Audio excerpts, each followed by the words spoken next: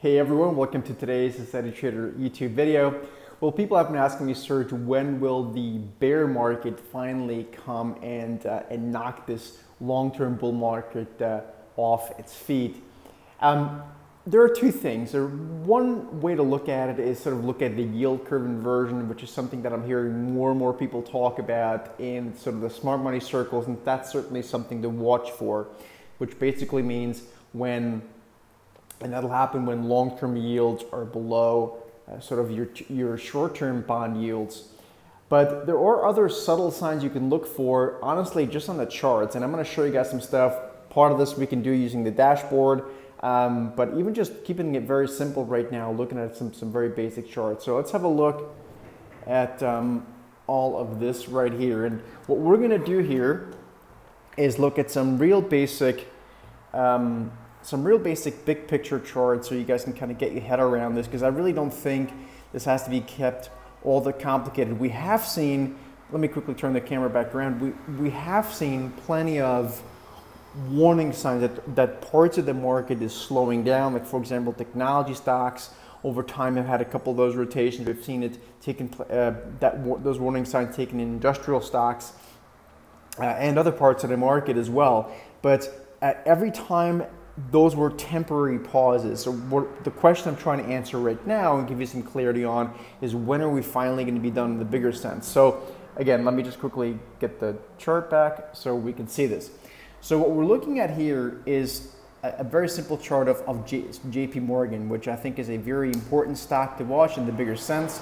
If you look at JP Morgan, this is a weekly chart. You can see and there's really nothing broken. A lot of times what you'll see, what we're looking for, if you want to see for bigger picture damage, is like real buyer exhaustion, where we start to see bearish reversals and real meaningful, sort of like this kind of stuff, right? But then that's got to last. So like that was a meaningful tailback here in March or whatever, February, whenever that was.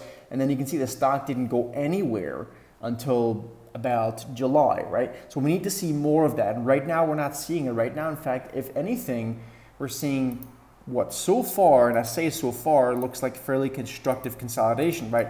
And this can change, but to me, this is not something I want to short, right? Even if you look at technology, the QQQ NASDAQ 100, yes, we've had a breather last week, but we are nowhere near a point in time where I would say this is something to short in the bigger sense. And you can see we've had a couple scares in January, February, then another one a little bit later on here in March. And that, of course, then meant that the technology stocks didn't recapture those highs until about 2 months later. But right now, we're not seeing that. We're seeing really a very orderly consolidation period that I think has to be respected.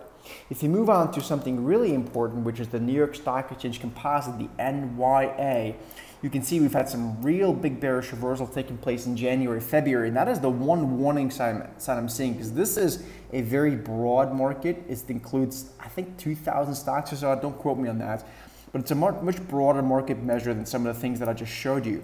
So that's the one kind of thing that I'm looking for that to me is quite concerning. If you look at this in a monthly chart as well, you'll start to see that even though we closed the month of February off the lows quite a bit, we are certainly nowhere near recapturing those highs from January. And again, this is a very broad market measure. So I think this is, this to me is much more important than watching the daily charts.